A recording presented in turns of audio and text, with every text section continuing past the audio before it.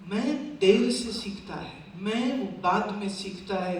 ये मैं देखो बोलने की बीमारी उसको माँ बाप से मिलती, क्योंकि जो आता है वो कहते तेरा नाम बनती है, तेरा नाम बनती है, अब तू 4 साल का हो गया, अब तू 6 साल का हो गया।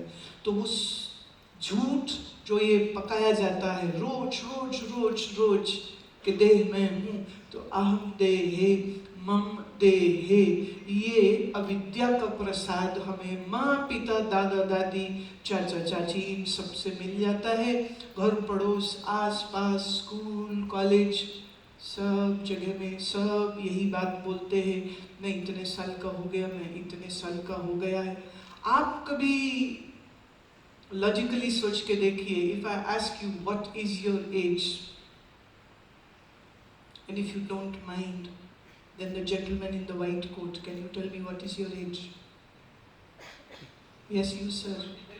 हाँ, मैं अंग्रेजी भी समझती हूँ, हिंदी भी, चिंता मत करो। 73 रॉन्ग। इतने बड़े बड़े महात्माओं के सामने आप झूठ कैसे बोल सकते? नहीं, you are. I can prove that. 73 plus 9 months.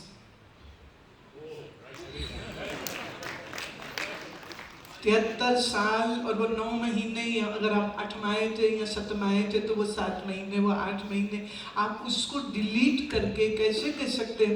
If there was no those 9 months, then this Mr. Gentleman would not have been sitting here in front of me. Never forget this. 73, 7, 10, 20, 25, 50 जो भी आपकी उम्र है, उसके साथ कृपया वो 9 या 8 महीने जरूर जोड़ लीजिए। आप आसमान से तो टपके नहीं हैं, फल की तरह पेड़ से गिरे नहीं हैं, किसी माँ के गर्भ में थे। हाँ, अच्छा, मेरा प्रश्न है, अगर आप में 9 महीने आप जोड़ रहे हैं, तो मैं आपसे एक प्रश्न और पूछना चाहती हूँ कि ये 9 महीने से पहले आप कहाँ थे? अब देखिए, ये नहीं चलेगा प्रभु, ये नहीं चलेगा। जो फल, जो अन्न तुम्हारे माँ पिता ने खाया, सप्त धातु से बने उसके देह में, माँ के शरीर में अन्न बन के, पिता के शरीर में वीर्य बन के, राइट? माँ, एक स्त्री जन्म से अपने साथ एक तय गिनती के अंडे लेके आती है। पुरुष के शरीर में स्पर्म बनता रहता है, जैसे जैसे वो ठीक खुराक खाएगा, जैसे जैसे वो अन्न खाता है, जैसे जैसे वो फल दूध इत्यादि पीता है, वैसे वैसे वो बनता रहता है। तो जो शरीर है तुम्हारा, अगर मैं उस शरीर की भौतिकी के बारे में बात करूं, now see, Vedanta brings all the physics into it. Mind you, please, if there is anybody who is from physics department, I'm going to talk about your physics now, but in the style of Adi Shankar. रस, रक्त, अस्थि, मज्जा, मेद, शुक्र, क्या इसके बगैर शरीर कुछ है? इस तौलिए से मैं सूत निकाल लेती हूँ, ये तौलिया कितने में खरीदेंगे? अगर मैं सूत निकालूं तो तौलिया है ही कुछ नहीं। ऐसे शरीर से सप्त धातु निकाल ले तो शरीर कुछ है ही नहीं। तो ये शरीर जिस सप्त धातु से बना है, वो मूल, वो कहां से था? तो शरीर माँ से, पिता से। माँ पिता से पहले कहाँ थे? एक ने कहा हवा में थे। अरे भाई, हवा में नहीं थे। एक तो ना ये टेलीविजन ने सत्यानाश कर दिया है। मरेंगे तो हवा में जाएंगे, आए में हवा से। यहाँ किसी चित्रकार ने भी एक चित्र बनाया। मैं बहुत सम्मान करती हूँ क्रिएटिविटी का, and I understand art very well, but still I had little objection in one of the painting, जिसमें वो कह रहे हैं कि आदि शंकर ध्यान लगा रहे हैं, बोले भगवान की ऊर्जा ना ऊपर से आ रही है उनके सीधे सिर में, और फिर उन्होंने फैला के पूरे देश में मठों की स्थापना करी and all that. Beautiful, idea is good, लेकिन याद रखिए, सत्य सनातन धर्म में भगवान ऊपर नहीं रहता है। ये जो ऊपर वाला काम करते हैं ना, वो वैदिक बात नहीं कर रहे हैं। वो ऊपर नहीं है, इसलिए ये मत कहा करो ऊपर वाले ने अच्छा किया, ऊपर वाले ने बुरा किया, ऊपर वाला लॉटरी। कल ही मेरे साथ हुआ, भोपाल एयरपोर्ट पे मैं जैसे उतरी तो एक सरदार जी मुझे देख के बड़े एक्साइटेड हो गए, बोले मैं बात करूं, मैं आइए। कहते मैं सर्जन हूँ, मैं पटियाला से हूँ, मैं बड़े दुख में हूँ, मेरी तरक्की नहीं हो रही। उन्होंने एक बात और भी कही कि रिजर्वेशन कोटे में मेरे से नीचे वाले मेरे से बहुत ऊपर चले गए, मैं वहीं अटका पड़ा हूँ, मैं बड़ा दुखी हूँ। तो मैं उन श्रीमान से कह रही थी, मैंने कहा जब आपने ओथ ली थी डॉक्टर बनने की, उस समय ओथ क्या थी? That I will serve the humanity without any discrimination. But that was your oath. Please follow your oath. उसमें डिग्री और अवार्ड और प्रमोशन कहाँ थे? कहाँ थे? मैं आप कहती हूँ मैं दुखी हूँ, मैं कहती हूँ आप दुखी सिर्फ इतनी बात से है कि आपको वो दुआएं नहीं दिख रही हैं जो रोगियों से ठीक हो जाने के बाद आपको मिलती हैं। आपको सिर्फ वो सीट दिख रही है, वो बड़ा चेक जो हर महीने आपको मिलेगा, या वो जो पर्क्स जो आपको मिलेंगे, फुल प्रोफेसर की आपकी अगर पोस्ट हो जाती है तो। मैंने कहा थोड़ा सा याद कर लीजिए आपकी ओथ क्या थी। सो अपनी ओथ के अनुसार आप अगर आप कर्म करेंगे तो फिर आपको ये दुख महसूस नहीं होगा। कहते वैसे तो मैं कई रातों से सोया नहीं हूँ, पर अभी इतनी बात सुनते सुनते ना मेरा दुख चला गया है, मैं तो ऑलरेडी बड़ा शांत महसूस कर रहा हूँ। वेदांत सिर्फ सन्यासियों के लिए नहीं है, ये बहुत बड़ी मिसकंसेप्शन है।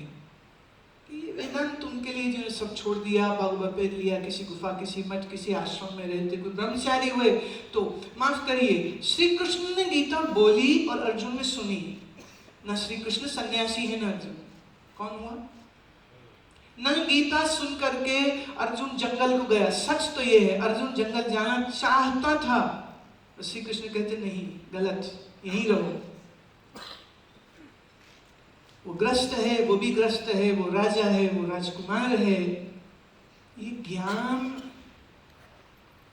doesn't teach you escapism. पलायनवाद नहीं सिखाता है आपको, याद रहे आपको भोगवाद भी नहीं सिखाता है। आज की शिक्षा, मैं यूनिवर्सिटी में बैठी हूँ, I have all respect for all the educational institutions, but please allow me to से दिस, जिस एजुकेशन के बाद पीएचडी ले लेने के बाद भी अगर मन अशांत है कि मेरी प्रमोशन नहीं हो रही, माफ करिए वो विद्या नहीं, अभी भी अविद्या है।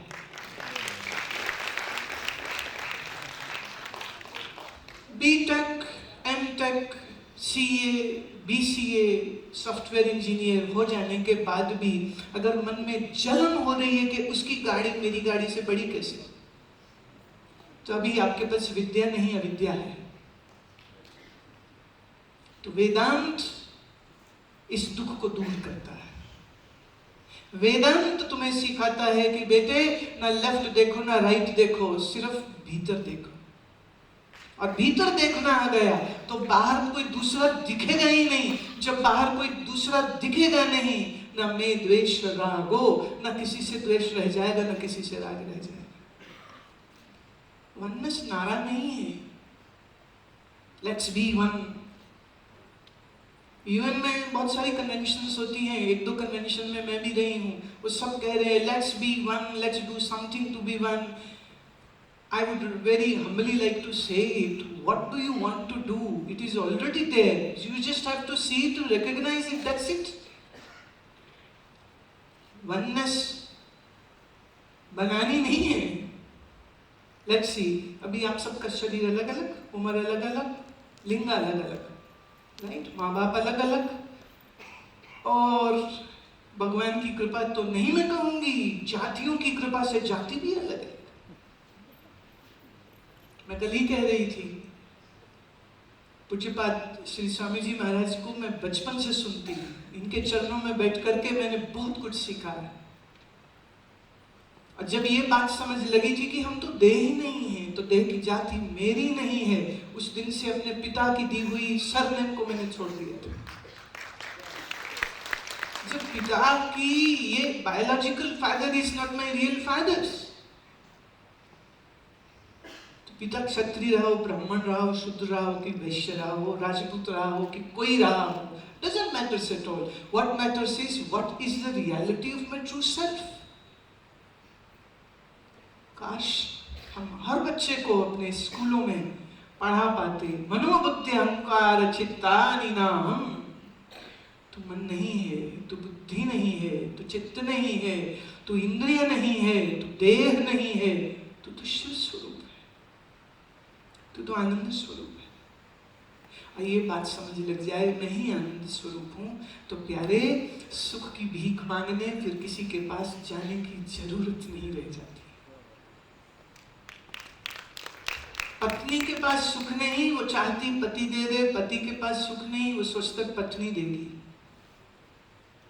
दो भिखारी एक दूसरे से भीख मांगे, बताइए कौन किसको देगा?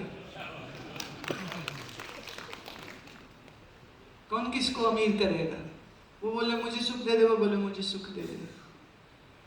0 plus 0 is, it's not 100, it's not million, it's not billion. 0 plus 0 will remain a 0. तो पत्नी 0, पति 0, और फिर खुशी ढूंढते रहते सारी जिंदगी, मिलती नहीं। अच्छे दिन बोले कभी तो आएंगे, कभी तो आएंगे। सोच के देखिए, मैं ये समझती हूँ कि कितना सौभाग्य है इस भारत की धरती का कि जिस धरती पर आदि शंकर जन्मते हैं, अल्पायु में सन्यासी हो जाते हैं,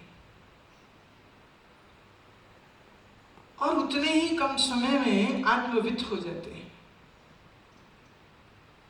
और ज्ञान की ध्वजा लेकर के पूरे देश में घूमते हैं, नारा देते हैं, देखो अपना आप। सोच के देखिए, आज की स्थिति में लोग कहते देखते हैं, क्या देखते हैं कि अमेरिका का वीजा कब मिलेगा, देखते हैं ऑस्ट्रेलिया माइग्रेट कैसे हो जाए, हमारा PR वहाँ का कैसे हो जाए, हमारी गाड़ी बंगला बड़ा कैसे हो जाए। मैं फिर कह दूँ, गाड़ी बंगले से मुझे कोई एलर्जी नहीं है, खूब बड़े बंगले में जाओ, जरूर जाओ, पर पहले ये तो समझ लेना कि जिस मकान, जिस घर, जिस पैसे, जिस रुतबे से तुम सुख प्राप्त करना चाह रहे हो, वो वस्तुओं से, व्यक्तियों से, स्थितियों से मिला हुआ सुख उधार का है, और वो उधार का सुख तुम्हें गुलाम बनाता है। वेदांत तुम्हें शहंशाह बनाता है। मालूम कैसे? अभी लेते हैं, मेरे संग चलिए। मैं आप सबसे पूछती हूँ, आपको सुख चाहिए या दुख? थोड़ा जवाब दीजिएगा, क्योंकि ऐसे थोड़ा सा अंधेरा, मुझे लगा तुम सो जाओ। वैसे ऐसी संभावना है नहीं कि मैं बैठूं तो कोई सो जाए, पर फिर भी लेफ्ट राइट चेक कर लीजिएगा। Please give me answer back, I would like to know your responses. आपको सुख चाहिए या दुख? कभी कभी मिले कि हमेशा? किसी एक से मिले कि सबसे? किसी एक जगह में बैठ के मिले कि सब जगह से? अच्छा, उधार मिले कि ना? अच्छा, 30% दुख मुसीबतें और 70% सुख चलेगा कि 100%? वही मैंने बोला कि शुद्ध शुद्ध चाहिए। अच्छा, सुख आए तो सिर्फ तुम्हारी पीठ पीछे बैठा रहे, तुम्हें मालूम भी न चले, ऐसा सुख चाहिए जिसका पता भी न चले या जिसका मालूम भी तो चले। तो ज्ञात हो कि अज्ञात हो? अज्ञात नहीं चाहिए, ज्ञात चाहिए। देखिए, आपको ज्ञात सुख चाहिए, आपको शुद्ध सुख चाहिए, आपको सदा चाहिए, आपको सब जगह से चाहिए, आपको सब वस्तुओं से चाहिए, आपको अभी की अभी चाहिए, आपको कभी खत्म होने वाला नहीं चाहिए। क्या आपको जरा भी ध्यान है? आपको एक्चुअली परमात्मा चाहिए। अब रात चलते किसी रिक्शा ठेले वाले से कहो कि तुमको भगवान चाहिए, वो कहते नहीं नहीं, भगवान नहीं चाहिए, कार चाहिए। और याद रहे, कार से भी सुख चाहिए, गाड़ी से भी सुख चाहिए, मकान से, वस्तु से, व्यक्ति से। हम उसके विस्तार में न जाएं। आप सब बहुत बुद्धिजीवी हैं, समझदार हैं, मेरे इशारे को पकड़ते जाइए। एक्चुअली हम सब जीव परमात्मा को ही चाह रहे हैं। सदा वही है, सर्वत्र वही है, शुद्ध वही है, अपार वही है, अभी वही है, ज्ञात भी वही है। अब यहाँ सिर्फ एक जो प्रॉब्लम आती है वो ये है कि कहाँ है परमात्मा। जॉब ढूंढने बड़ी दूर जाते हो, बीवी ढूंढने भी बड़ी दूर जाते हो, शादी.com, दिस दैट, कौन कौन से .com से। आजकल वेबसाइट से खाना भी ऑर्डर होता है और खाना बनाने वाली भी ऑर्डर हो जाती है, घर में डिलीवरी हो जाती है। कौन चाहिए देखिए, मिल जाता है सब। परंतु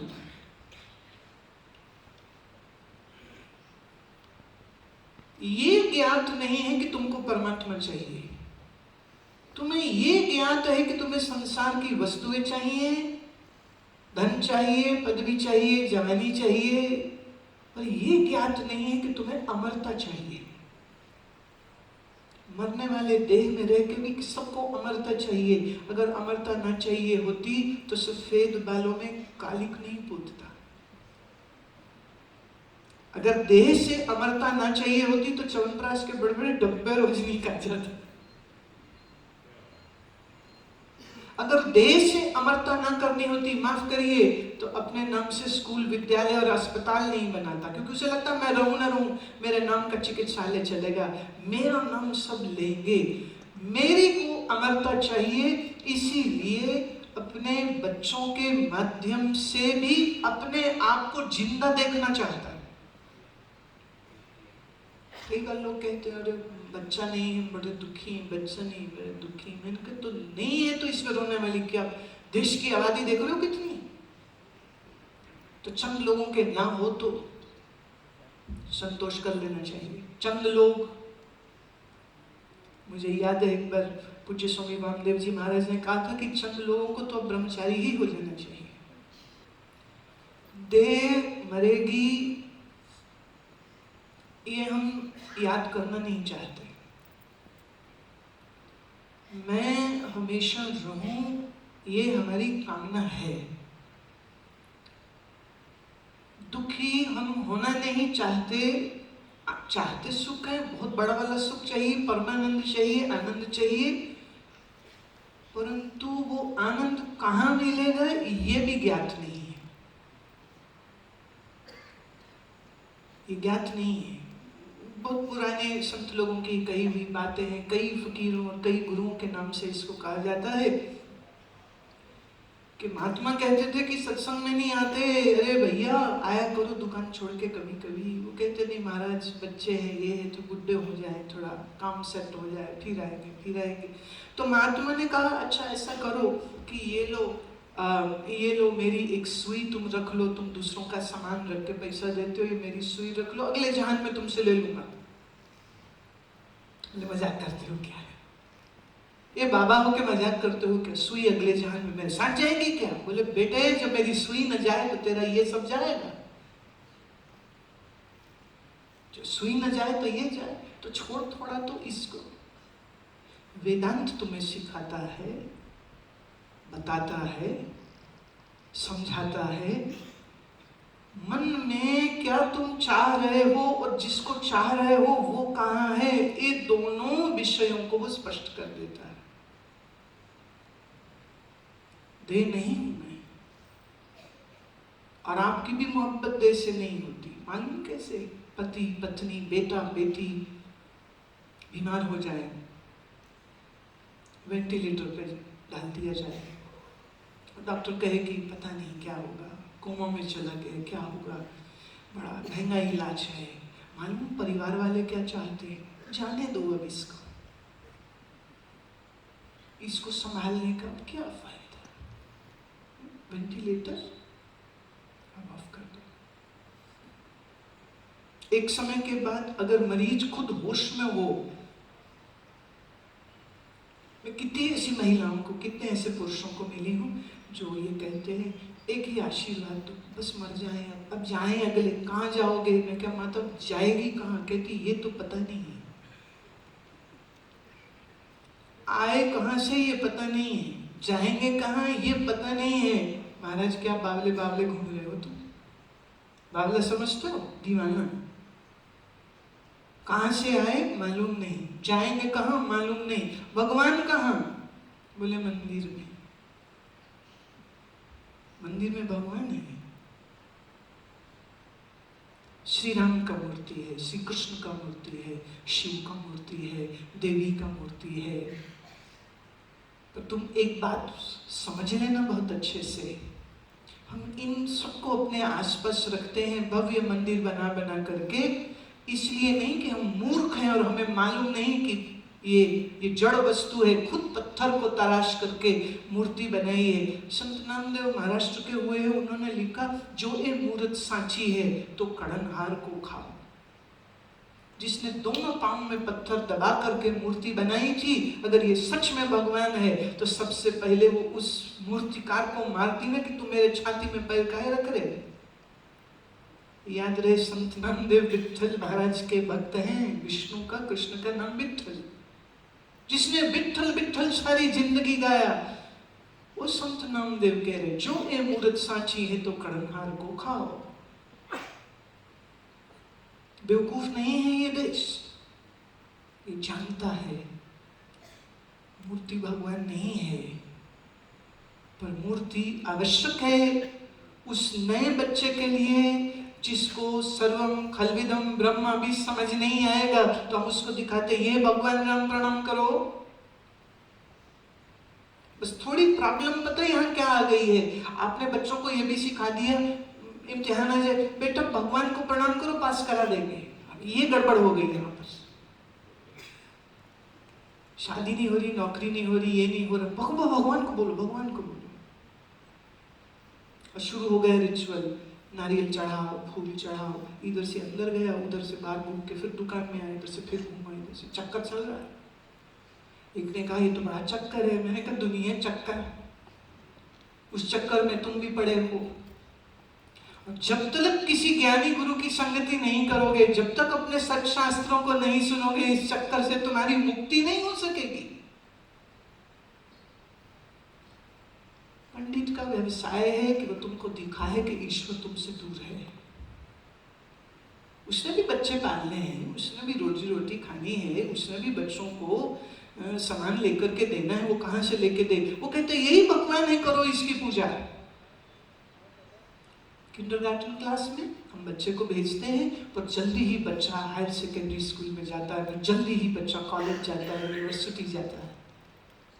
कुछ ऐसी ही ग्रोथ धर्म के क्षेत्र में होनी चाहिए थी कि बच्चे को पहले हम ले गए मंदिर, ये भगवान करो प्रणाम, नमामि शमीशान निर्वाण रूपम करो प्रणाम। पर फिर इस बच्चे की क्लास एडवांस हो जानी चाहिए थी, फिर इस बच्चे को बताया जाना चाहिए था कि शंकर का सगुण और निर्गुण रूप क्या है, फिर उसे बताया जाना चाहिए था जैसे तू देह नहीं है ऐसे शंकर भी देह नहीं है, जैसे तू देह नहीं चिदानंद स्वरूप है, ऐसे ही शंकर जी भी देह नहीं चिदानंद स्वरूप है।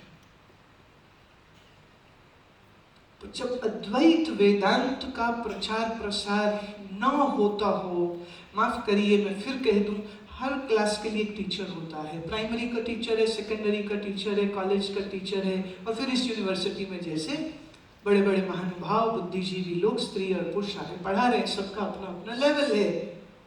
ऐसे ही धर्म के क्षेत्र में भी कुछ वो हैं जिनका काम है कि वो ये सिखाए कि यहाँ से पूजा शुरू करो, घंटी बजाओ। अब मैं कई बार लोगों से पूछती हूँ कि तुम्हें मालूम भगवान के मंदिर जाते तो घंटी क्यों बजाते हो? वो कहते जी भगवान सो रहे हैं तो हम घंटी बजा के कहते भगवान हम आ रहे हैं ना। घंटी बजानी थी अपने सोए हुए मन को जगाने के लिए, अपने मन को एकाग्र करने के लिए। बाहर दीपक जलाना था कि तुम्हें याद आए कि जैसे बाहर दीपक की रोशनी ने अंधेरे को दूर किया, ऐसे ज्ञान की रोशनी जब मेरे मन बुद्धि में जगेगी तो मेरे मन बुद्धि में अज्ञान अविद्या रूपी अंधकार दूर हो जाएगा। तमसो मां ज्योतिर्गम्यः, ये याद आनी चाहिए थी। भारत देश में बच्चे टेक्निकल फील्ड में बहुत अच्छी तरक्की कर रहे हैं, Indian engineers are the best. Google का head mister Pichai, right? NASA में मेरे कोई जानने वाले लोग काम करते हैं, बोले जब जो ऊपर का टॉप रैंक है बस वही गोरे हैं, बाकी सारे नीचे तकरीबन हमारे देसी लोग हैं जो नासा में काम करते हैं। कोई कमी नहीं, बुद्धि बहुत, लेकिन सारी बुद्धि पदार्थ में लग गई है, सारी बुद्धि भोग में लग गई है। आपने पढ़ा होगा, मैं भी पढ़ती हूँ, जब खबर के एक डॉक्टर सुसाइड कर लेता है, एक इंजीनियर हॉस्टल की छत से कूद जाता है, ये क्यों? क्योंकि हमने भोग के पदार्थ के साधनों में तो सबके दिमागों को लगा दिया, लेकिन धर्म में नहीं लगाया। और धर्म में भी कहा, जो तुमको तुमसे परमेश्वर को अलग और दूर बताए, जानना दूर की बात निराशी रे। कबीर साहब कहते, दूर की बात निराशी रे, साहिब मेरे घट में बैठा, दूर न मथुरा काशी रे। न मथुरा में न काशी में है तो वो मेरे में, अगर मेरे में नहीं। और हिम्मत जुटाई ना कबीर ने, हिम्मत जुटाई, आखिरी दिनों में आके काशी ही छोड़ दिया था। जाके बसे मगर, जहां के लिए कहते कि यहां मरे तो गधा होगा, अगला जन्म गधे का होगा। बोले नहीं, मैं वहीं जाऊंगा। क्यों? बोले अगर मेरा मोक्ष मेरे ज्ञान से नहीं हो रहा और सिर्फ काशी में रहने से हो रहा हो, तो फिर इस ज्ञान की क्या कीमत? ये बात अलग है कि अद्वितीयता, अद्वैत वेदांत सिद्धांत की जो प्रक्रिया हमें शंकर में के प्रकरण ग्रंथों में मिलती है, जो उनके ब्रह्मसूत्र के भाष्य में मिलती है, उस प्रकरण की वह प्रक्रिया कबीर साहब के ऐसे एकदम सिस्टमैटिक नहीं मिलती है। ये बात सच है, पर फिर ये भी बात सच है, उन्होंने कभी नहीं कहा कि भगवान मुझसे अलग और मैं मुझसे अलग। कभी नहीं कहा कि वो अलग और मैं अलग। दूर नहीं कहा, अलग नहीं कहा। तो तत्व का चिंतन होना आवश्यक। क्या मंदिरों में खाली आरती पूजा ही हो? क्या हर मंदिर में थोड़ा सत्संग नहीं होना चाहिए कि हम कोई ब्राह्मण देवता या कोई महात्मा या कोई साधु वहां बैठे और विचार करे तत्व पद क्या है, चैतन्य क्या है, जड़ क्या है, जीव क्या है, जगत क्या है, मैं क्या है, तू क्या है। हरिद्वार में एक महात्मा हुए थे, स्वामी शंकरानंद भिक्षु जी। उनका मैं अभी पिछले दिनों पढ़ रही थी पुस्तक, छोटी सी पुस्तक है। इसमें उन्होंने कहा कि किसी ने उनसे पूछा कि आपको सबसे प्रिय ग्रंथ कौन सा है,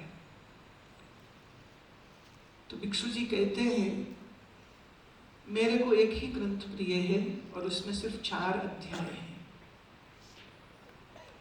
पहला अध्याय जागृत, दूसरा अध्याय स्वप्न, तीसरा अध्याय सुषुप्ति, चौथा अध्याय तुरीय।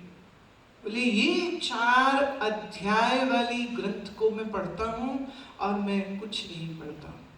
विधिवत वेदांत पढ़ा है, विधिवत वेदांत के महान चिंतक रहे, परंतु उन्होंने कहा कि अल्टीमेटली बहुत सारे ग्रंथ का शब्द जाल यहाँ इकट्ठा कर लेने से कभी कभी तुम अहंकार के बोझ में तो आ जाते हो, पर ब्रह्मवित नहीं हो पाते। ब्रह्मवित मतलब जिसने जाना, ब्रह्मविद ब्रह्मैव भवति। जाना, परोक्ष रूप से जाना कि अपरोक्ष रूप से जाना, पॉइंट ये आ जाता है। भगवान है, परोक्ष ज्ञान। भगवान कहीं है, परोक्ष ज्ञान। हम अच्छे कर्म करके मर के उसके लोग जाएंगे, ये भी परोक्ष ज्ञान। फिर कह दूं दूर की बात निराशी है, तो अपरोक्ष ज्ञान। देखो बहुत बार लोग कहते हैं भगवान ना हमारे साथ रहते हैं। थोड़ा चिंतन करें, भगवान मेरे साथ रहते हैं तो मेरे में और भगवान में कितने इंच का फासला है? कितने मिलीमीटर, जैसे यहाँ ये हाथ है और ये हाथ के ऊपर ये नैपकिन है, तो दोनों साथ साथ है, नैपकिन हाथ साथ साथ, वेरी क्लोज। तो कुछ पॉइंट मिलीमीटर का डिफरेंस तो भी है ना, नैपकिन अलग है, हाथ अलग है, दोनों साथ है। तो क्या भगवान और मैं इस तरह है साथ साथ? अच्छा, अगर भगवान इस तरह से मेरे साथ है, मैं कौन? देह नहीं, सप्त धातु का ये पिंजरा मैं नहीं, इसमें चलते प्राण मैं नहीं, पंच प्राण मैं नहीं। पंच प्राण का विस्तार है, पंचकोश के बारे में थोड़ा अध्ययन करेंगे तो बहुत सुंदरता से वो स्पष्ट हो जाएगा। इस देह में सोचने विचारने वाला मन वो मैं नहीं, सोचे हुए पर निर्णय करने वाली बुद्धि है पीछे, वह भी मैं नहीं। तो देह नहीं, इंद्रिय नहीं, कर्म इंद्रिय नहीं, ज्ञान इंद्रिय नहीं, मन नहीं, बुद्धि नहीं, चित्त नहीं, अहंकार नहीं, ये सब जड़ में चेतन। स्टेप 1 दृग् दृश्य विवेक, बहुत सुंदर कृत। कृपया हाथ में लीजिए और पढ़िए, कृपया थोड़ा इसका मनन करिए। हो सके तो किसी आत्मविद के साथ, किसी महात्मा के पास बैठ करके, उनके चरणों में बैठ के पढ़िए, उसका आनंद ही कुछ और है। खुद पढ़ने लग जाएंगे तो थोड़ी सी समस्या हो सकती है। वो ऐसे हो सकती है, मैं एक उदाहरण देती हूँ। एक व्यक्ति ने मीट पकाने की रेसिपी अखबार से देखी, पत्नी गई थी मायके, उसको लगा ले कौन सी बड़ी बात है। उसने कटिंग निकाली, जो सामान था सब सामान खरीदा, जो भी चाहिए था वो सब, मीट वीट और मसाले वसाले टमाटर सब लिए, और उसने सब सजाया बड़े अच्छे तरीके से शेल्फ पर किचन की। इतने में एक चील आई और चील ने मारा झपट्टा और मीट का थैला लेकर के वो उड़ गई। ये पतिदेव बोले ले जा रेसिपी तो मेरे पास है। अब चील को तो रेसिपी नहीं चाहिए। तो जब वेदांत ज्ञान को कुछ एकेडमिकली पढ़ा जाएगा ना, तो वो फिर रेसिपी जैसा हो जाएगा। जैसे कई सज्जन मिलते हैं, हमारी एक आत्मा है जो आनंद स्वरूप होती है, खुद रो रहा है। थोड़ी देर पहले मुझे कह के हटा, डिप्रेशन बहुत हो रहा है। मिला था तो जय सच्चिदानंद, मैंने कहा जय सच्चिदानंद, मुझे लगा बड़े ज्ञानी महाराज आए हैं, कैसे वो अच्छे हैं। थोड़ी देर बैठे, फिर कहानी खुल गई, डिप्रेशन, ये ठीक नहीं, वो ठीक नहीं, रात नींद नहीं आती। महाराज वेदांत सुनने वाला और पढ़ने वाला कहे रात नींद नहीं आ रही, मेरे ना हजम नहीं होती। ये तो ऐसा हो गया, कोई कहे बड़ा बड़ा अंधेरा है पर सूरज आया हुआ है। ये कैसा सूरज आया है कि अभी भी अंधेरा हुआ पड़ा। वेदांत ज्ञान पढ़ने वाला कहे मौत से डर लगता है, गड़बड़ है। वेदांत ज्ञान पढ़ने वाला कहे रात करवटें बदलती निकल जाती, नींद नहीं आती, गोली खानी पड़ती है। जो गोली खा रहा है समस्या है, एकेडमिकली नहीं। जैसे मिश्री मुंह में डाले तो मिठास आती है, उस मिठास को हम साक्षात अनुभव करते हैं, हमें कुछ कल्पना करने की जरूरत नहीं। ऐसे ही मैं चैतन्य स्वरूप हूं, फिर जो कुछ दिख रहा है सो जड़ है। अगर मैं सच्चिदानंद स्वरूप हूं और फिर मैं कहूं परमात्मा मेरे साथ है, तो प्रश्न उठता है क्या परमात्मा ये वाला जो तुम्हारे साथ है ये जड़ है या चेतन है? दो चेतन हो नहीं सकते, चेतन एक है। तो अगर मेरे अलावा कोई परमात्मा होगा तो याद रहे वो भी जड़ हो जाएगा, और जो जड़ हो गया वो परमात्मा कैसे?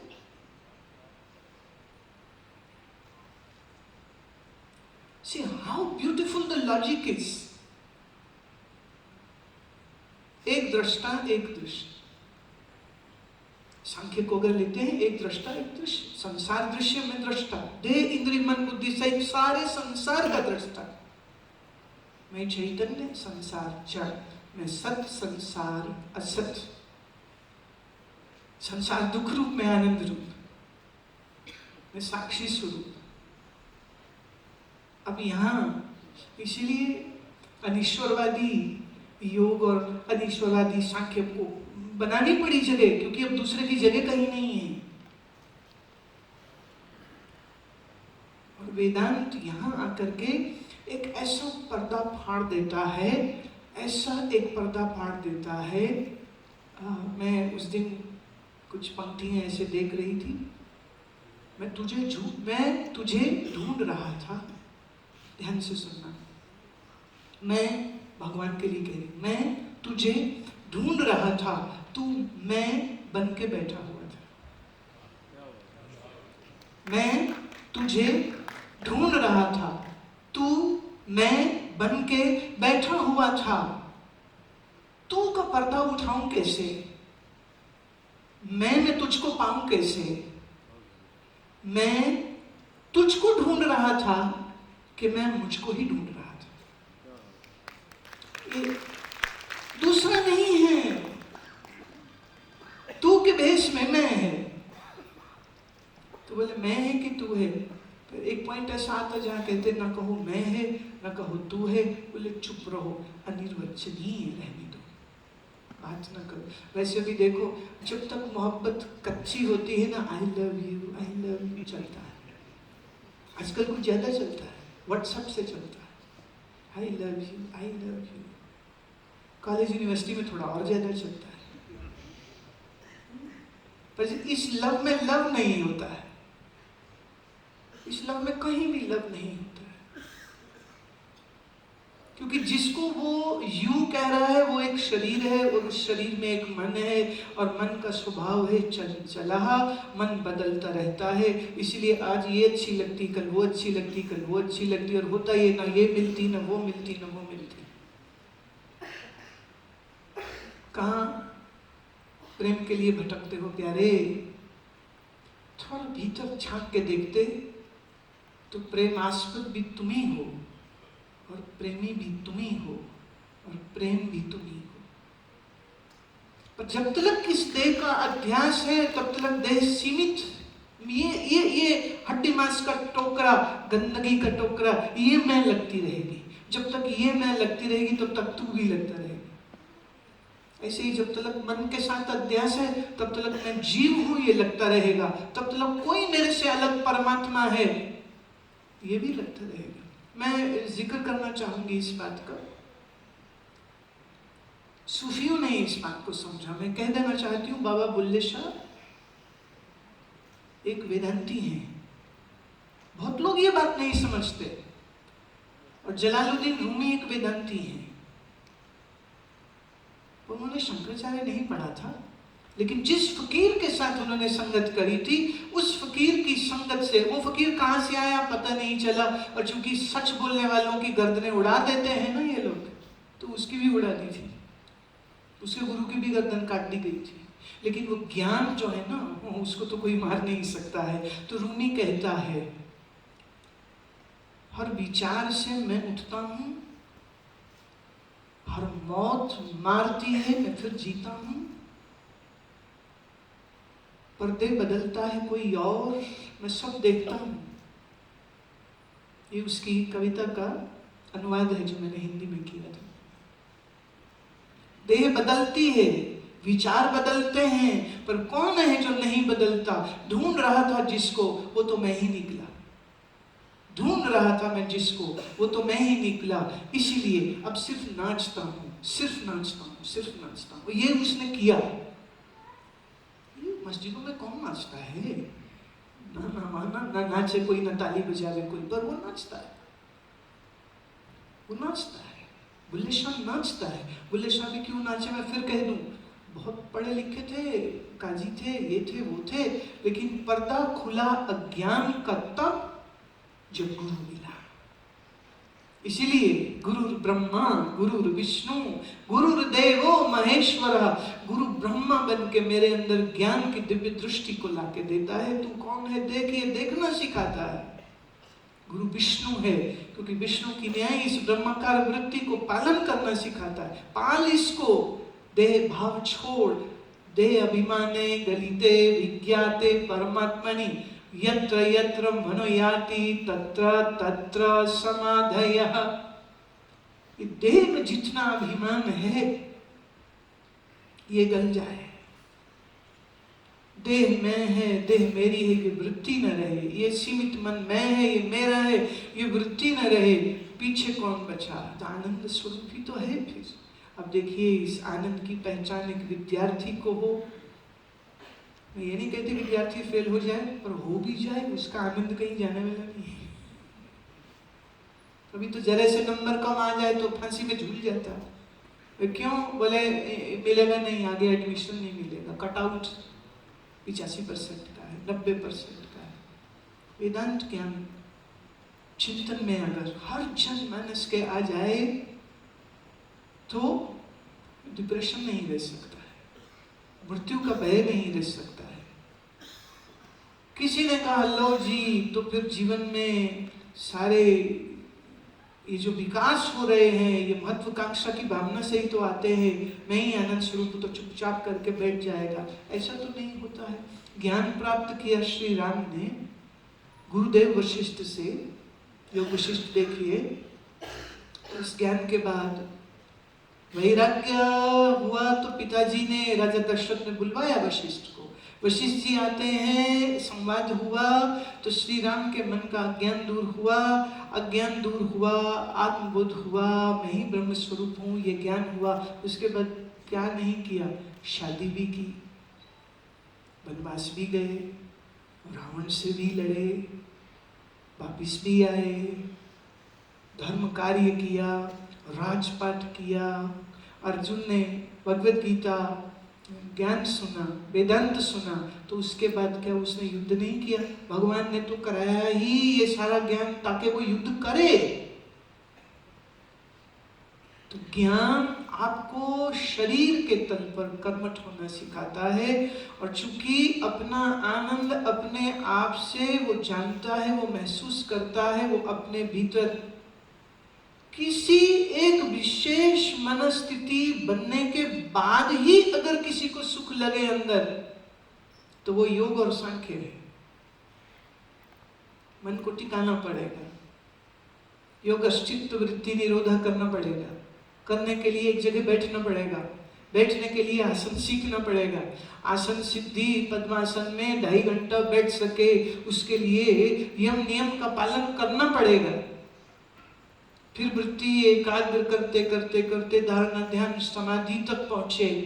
अब ये जो समाधि की अनुभूति हुई ये लेनी हो तो फिर से समाधि लगाने के लिए बैठना पड़ेगा, तो फिर से समाधि के लिए बैठना पड़ेगा, पुनः पुनः बैठना पड़ेगा। अब ये आदमी बैठे के दुकान जाए। इसीलिए ग्रस्त लोग अक्सर कह देते हैं ये अपने बस की बात नहीं। मैं योग की महिमा से भली भांति परिचित हूँ। चित्त एकाग्र करता है, मन शांत करता है, अंतर्मुखी मन बनाता है। अंतर्मुखी मन से निर्विकल्प समाधि सहज होती है। निर्विकल्प समाधि के बाद चित्त के इस शुद्धकरण हो जाने के बाद वेदांत ज्ञान समझना आसान हो जाता है। एक दफे वेदांत ज्ञान समझ आ गया, राम जी ने राज्य किया, अर्जुन ने राज्य किया, श्री कृष्ण ने राज्य किया। राज्य ही नहीं किया, कूटनीतिक की तरह, एक राजनीतिज्ञ की तरह उन्होंने कर्म किए। अपने अपने आश्रम के अनुसार अपने अपने कर्मों में प्रवृत्त भी होना, पर भीतर से निवृत्त रहना, इसकी संभावना अगर है तो वो वेदांत से ही है, और किसी तरीके से संभव नहीं।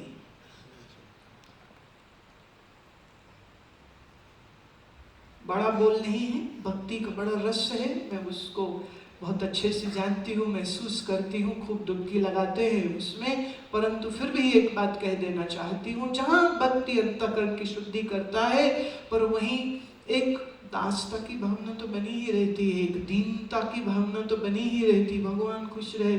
तुम्हें मालूम, सायुज्य सारूप्य सामीप्य सालोक्य, ये मोक्ष भगवान देगा भक्त को, पर फिर ये भी कहा वो जब चाहे वापस भी ले सकता है।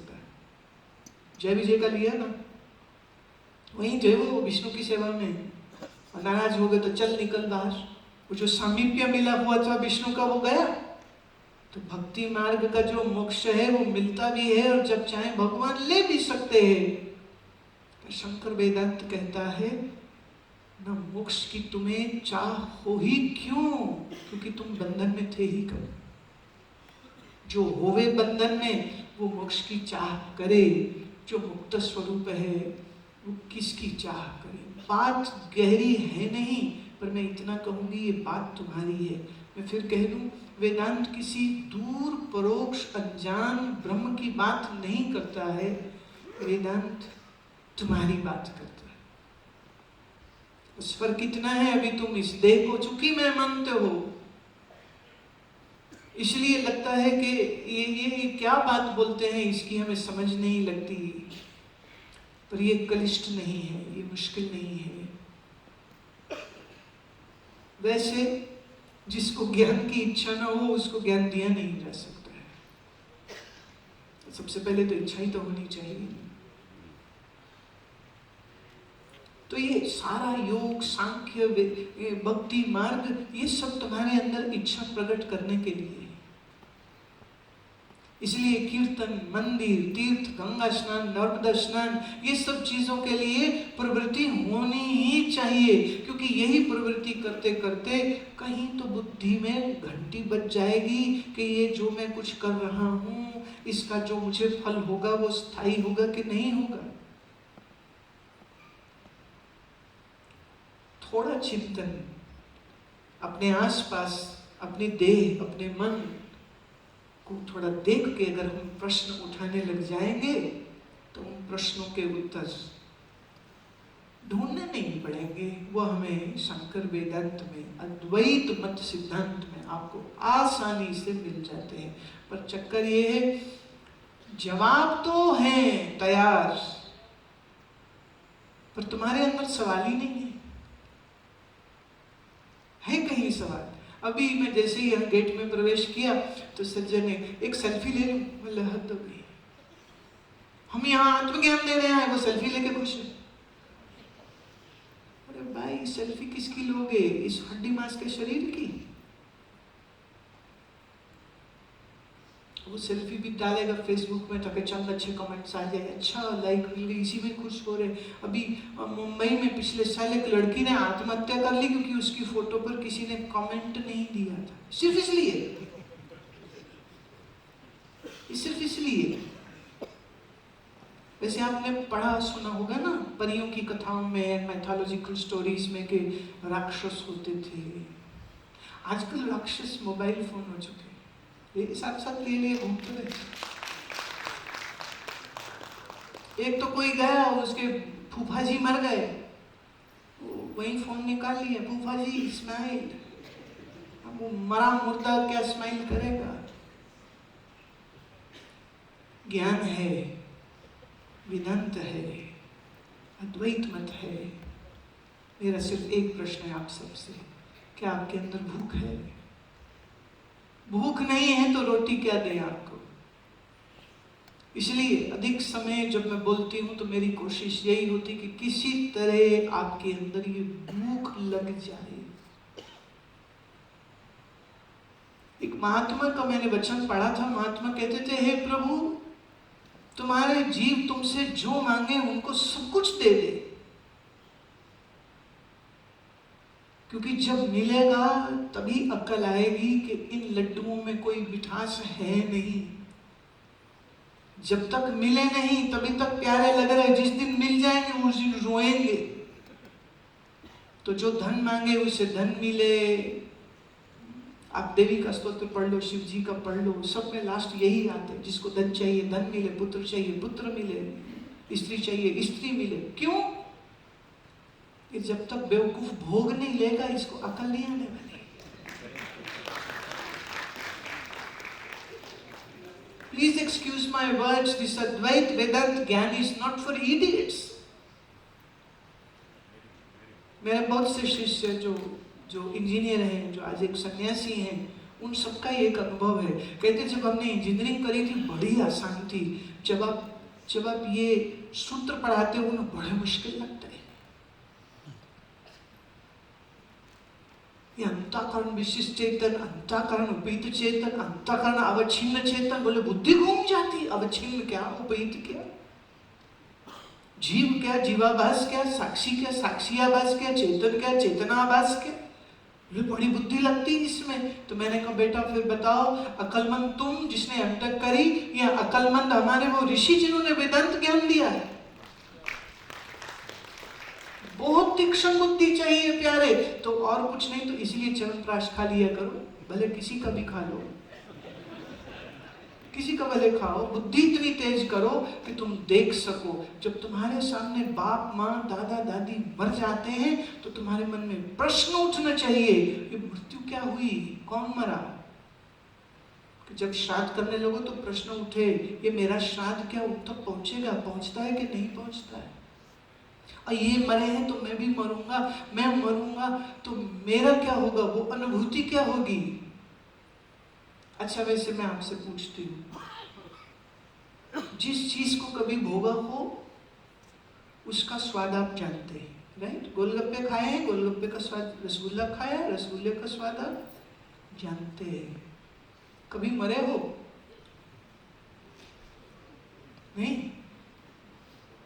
मरे बगैर मरने के नाम से भी डरते हो? अजीब सी बात है। मरे हैं नहीं पर मरने का डर लगता है। तुम्हारा मौत का डर भी झूठ है। ये जो जीजे भी शानदार पाल के बैठे हुए हो, जीता ही रहूं, जीता ही रहूं। प्यारे जरा अपना स्वरूप तो देख, तेरे स्वरूप में मृत्यु क्या, काल भी कल्पना है, छू भी नहीं सकता तुझको, छू भी नहीं सकता है तुमको। इस वेदांत ज्ञान का जितना चिंतन, जितना प्रचार, जितना प्रसार होगा, मैं समझती हूँ हमारे समाज के अंदर बहुत सी जो बेवकूफियां और कुरीतियां हैं वो मात्र इस चिंतन की वजह से खत्म हो जाएंगी।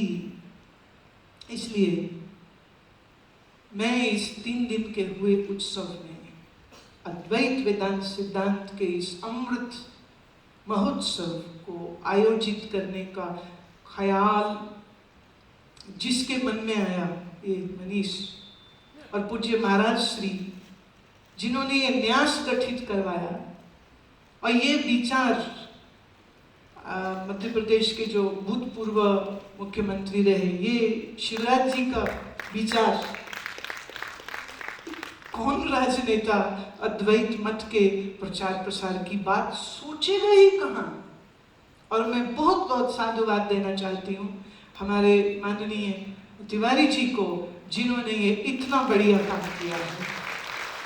और ये सांस्कृतिक समिति के कार्यकर्ता, ये जवान बच्चों को देखा, इन पेंटर्स को देखा, और इनकी कलाओं के माध्यम से वो कैसे अद्वैत वेदांत को, बोले वो जब अपने गुरुजी को मिले थे ना तो अपना परिचय उन्होंने ऐसे दिया था, इसलिए ये पंच तत्वों को मैंने रंग बनाया है। ये जवान बच्चे के मन में ऐसा विचार आया, किसकी वजह से आया? तो जिन महानुभावों ने, भले वो प्रशासन से हों, भले वो इस यूनिवर्सिटी से हों, भले वो सांस्कृतिक विभाग से हों, मैं आप सबको अपने हृदय से बहुत बहुत साधुवाद देना चाहती हूँ कि आज के समय में ऐसी सोच को लाना, ऐसा विचार लाना, ऐसा सुंदर, क्योंकि मैं जबलपुर वाले कार्यक्रम में भी रही हूँ, मैंने वो भी देखा, वहाँ सब विद्यार्थियों का उत्साह देखा है। और अब यहाँ पर इस यूनिवर्सिटी के बहुत संभ्रांत वातावरण में बुद्धिजीवियों के मध्य में ये विचार, ये संगोष्ठी और आप सबका ये जो उपस्थिति है, ये बताती है कि हमारा ये देश कितना गौरवान्वित है। जिस देश में आचार्य शंकर को याद किया जा रहा है, इस स्तर पर याद किया जा रहा है, मुझे लगता है ये हर प्रदेश में होना चाहिए, हर यूनिवर्सिटी में होना चाहिए, ये संगोष्ठियाँ होनी चाहिए। प्रोफेसर्स हैं, लेक्चरर्स हैं, स्टूडेंट्स हैं, आम जनता है, ये सन्यासियों के आश्रमों से जहाँ पढ़ाई लिखाई कराई जाती है, वहाँ से निकाल के जनमानस में अगर इसको पहुँचाया जाए, आप गर्व करेंगे कि फिर भारत देश के नागरिक हैं, आप गर्व करेंगे इस बात। तो ससम्मान मैं आप सबका बहुत अभिवादन करती हूँ। मैं पूज्य महाराज श्री जी के श्री चरणों में फिर पुनः प्रणाम, हमारे अन्य स्वामी जी के ये मेरे हृदय से बहुत प्रणाम। और आप सब तो मेरा अपना आप हो, तो मेरे को बहुत सा